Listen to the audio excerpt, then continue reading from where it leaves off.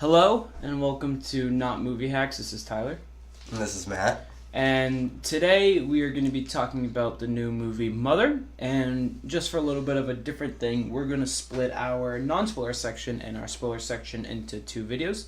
So we'll have probably a short, because there's not a lot of non-spoiler stuff we can talk about with this movie. No, there is not. So we are going to it'll be a short video, and then we will split it off into a longer spoiler in-depth video, so you don't see a 45-minute video and be intimidated. So again, just want to preface by saying sorry about background noise, anything of that shape and form. We really can't do anything. We have shitty mics and a shitty setup in a shitty dorm room, so there's nothing we can really do about that. And also, sound typically doesn't take shape, but Did I say shape? Yeah. Did I say any shape and form? Yeah. Oh, god damn it. Yeah, we're off to a good start. Alright, so this will be the non-spoiler section, so it'll say in the title. So, Matt, you're going to lead the discussion today, so what do you want to start off with this? So, for a little background story, a little backstory, I want to preface by saying that I'm a bit of a Darren Aronofsky aficionado, whereas my friend here lost his Darren Aronofsky virginity last night. I saw Noah. Noah's like when Noah's like when the tip goes like half in a little bit, and then he just kind of stops. Yeah. I mean, as of even seen like a hardcore, not radar Darren Aronofsky movie before. So I want to know what you thought about the movie's going to be like going in. Well, I have. And were you surprised? Since you're a massive Darren Aronofsky aficionado, as they title it, the only experience I had with him was when I saw the Russell Crowe Noah, where Russell Crowe plays like an action hero Noah, where he kicks a bunch of people's ass and builds an arc. So, I mean, I have some idea what to expect with the movie, because you've told me so much about Wrestler, Black Swan, Requiem for a Dream, how they're mostly crushing, so I expected this movie to kill me a little bit on the inside, as apparently his movies tend to do. So I went into this movie thinking it was gonna just wreck me. I thought the same thing. There are really two different types of Darren Aronofsky movies.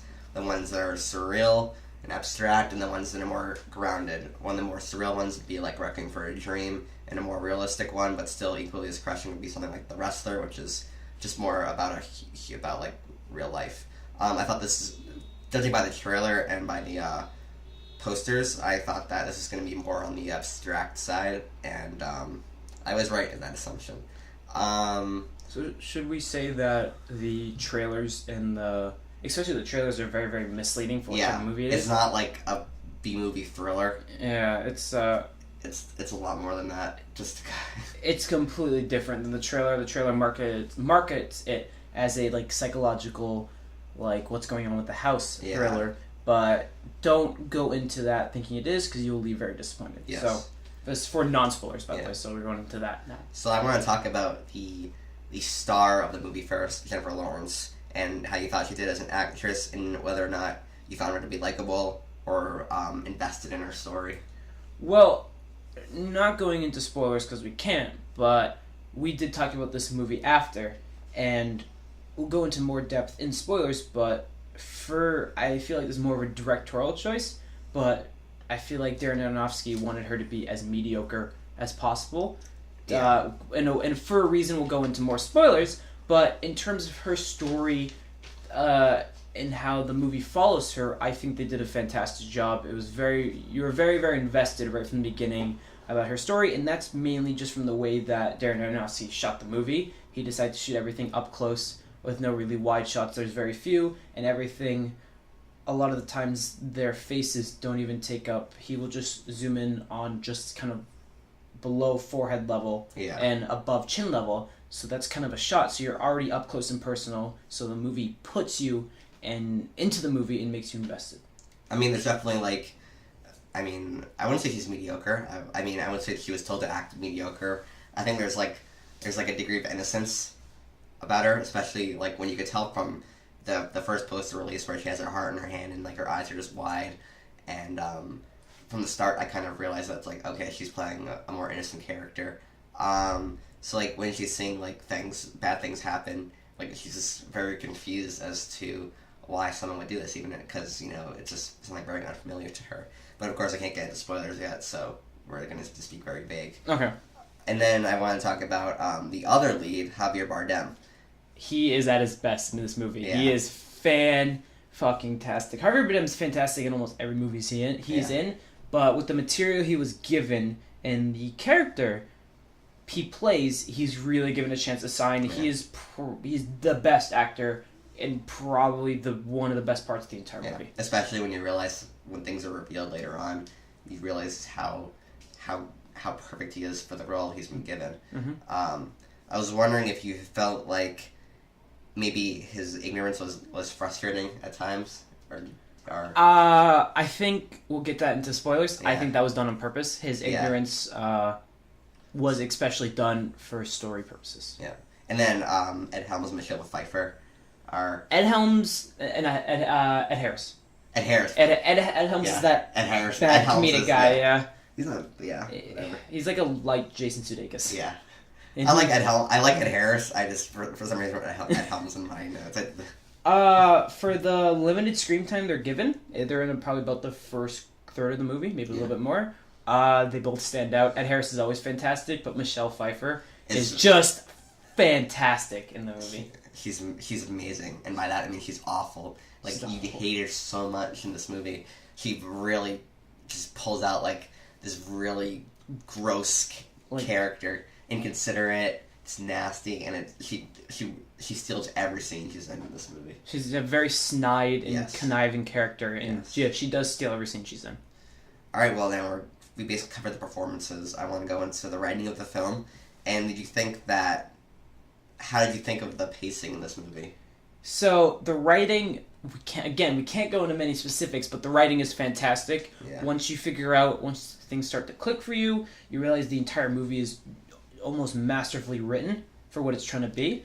And the pacing, I think, is deliberately done. The pacing, the first, I'd say, hour of the movie is very, very slow and very, very it takes its time, and it takes time with characters and character interactions and everything, and I think that's on purpose. And then once shit starts to hit the fan, shit hits the fan. Stuff, it flies by, but I think the pacing is deliberately done where the first hour is slow so you can get these interactions between these characters. I think it was deliberately done.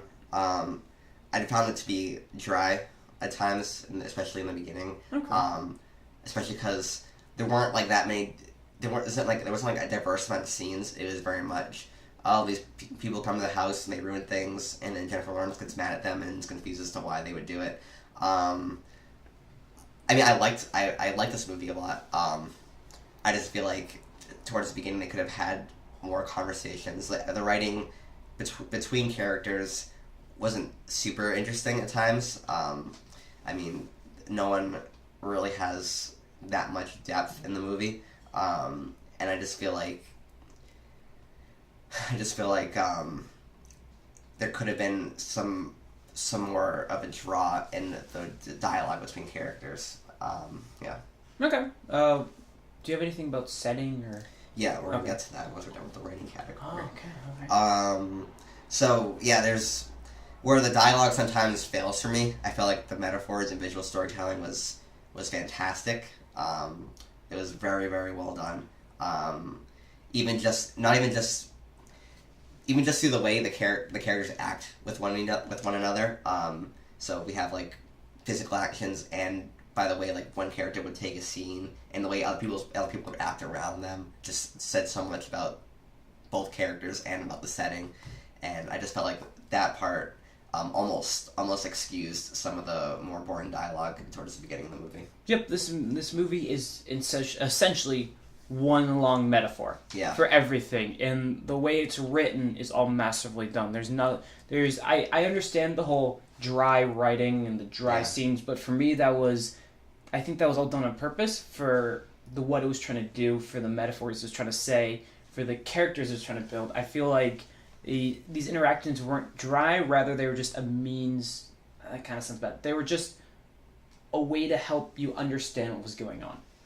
If that makes any sense. Yeah, I mean, it'd be better on a second viewing. It'd make more sense. But when you're trying to figure things out and you're just kind of wondering, like, why is everyone acting so vanilla? It kind of, at least for me, I was kind of like waiting for, because I was waiting for something weird to happen, and it's a little tame towards the beginning, especially for a Darren Aronofsky movie. Okay. And did you think the movie earned its weirdness, like as it Absolutely, goes on? Yeah. absolutely. This for reasons again we can't go into spoilers. The movie's weird as hell. It's odd. It's purposely disturbing and unsettling and just shock. Yeah. And it makes you just question what's happening, but it's all done on purpose, and I think it earns it right from the very beginning. Yeah. I think it earns it too. What was I trying to say? I do think that it's weird and it's shocking, but it has context. Like there's meaning behind the spectacle of it. There is no like shock like a torture porn movie. Yeah. There's no shock for shock. There's shock because it goes in line with the story. And it's not like It, where it's just like, oh, let's have a scene where a guy goes down the hallway and then loud noise and then it's over and it has no other context other than they wanted to keep the audience entertained for 5 minutes. The weirdness as the movie goes on, it makes sense and it feels necessary and appropriate for the movie. Yep, this movie will not sit well with audiences, general audiences, because one, F on Cinema Score, two, this movie's only going to make about $8 million opening weekend, which sucks. They were hoping for 12 to 16. God. And yeah, but our theater was relatively packed for a normal movie, but no, this movie is not going to sit well with with audiences, and it's not even sitting well with critics a lot. It's a very divisive movie, and I kind of really love that. So now I want to get onto the setting. What do you think about the house? Which place in? Around the setting, one, the sound design and the art and the color and the directing is all perfect. It's all immaculate. It's all very like it's very desaturated. Mm-hmm. There's a lot of like this dim lighting, like in like some bright yellows, and just other than that, it's very dark and like dark green. Yep, and shadowy.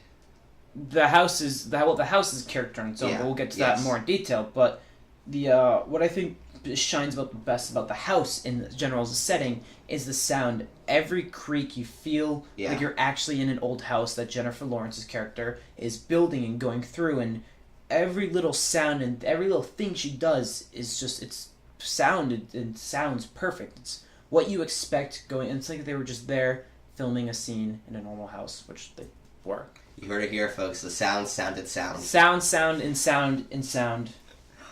good. And sound. Anything else on the sound? No, I think that sounds good to me. That's That's probably really loud. Yeah. Sorry. Apologies to headphone users, all 5 of you. Oh, not even. Us. Alright, okay. Alright, what's next? So I want to talk. So we talked about cinematography is very grainy. I felt we already talked about the camera angles, all very close out in people's faces. There's definitely a sense of and even in like kind of harkens back to Requiem for a Dream, where you feel like there's a huge sense of isolation and claustrophobia, which I really really appreciated. This house can look beautiful at times. It can look absolutely terrifying other times. It all depends on what Darren Aronofsky wants you to think about it. Yep, and this is just a question for you. In terms of directing, how does this movie stack up to his other ones you've seen? And like directing choices, like why he purposely does stuff. Is this one of his best directed movies? Would you say? Yeah, it's one of his best directed movies. It's how do I put it? It's just like he like the cinematography is different than his other movies, but I think overall the directing is on key with everything else. Like Darren Aronofsky never really does any wide shots of anything because he likes to torture his audience and a lot of close-ups on characters acting.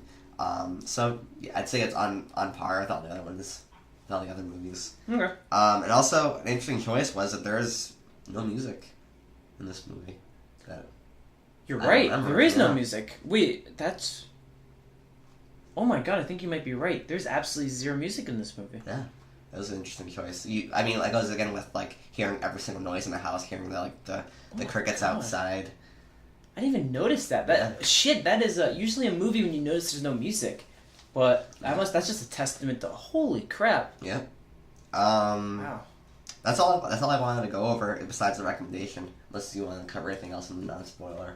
No, I mean, it's really hard. It's a hard movie to not talk about spoilers with. So, Tyler, would you recommend watching Mother. Absolutely. It's one of the best movies of the year. I think even if you're skeptical about it, it's a movie that is worth talking about, even though people are blowing it out of proportion how many ways you can interpret it. There seems to be one very straightforward. Yeah.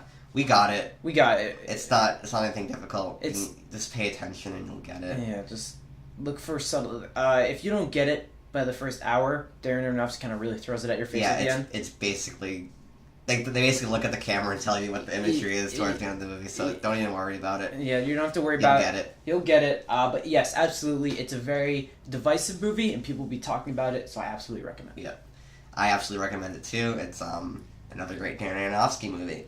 And one that I was sort of doubting in the beginning of the movie, but it wraps itself up perfectly, and it makes the whole experience worthwhile.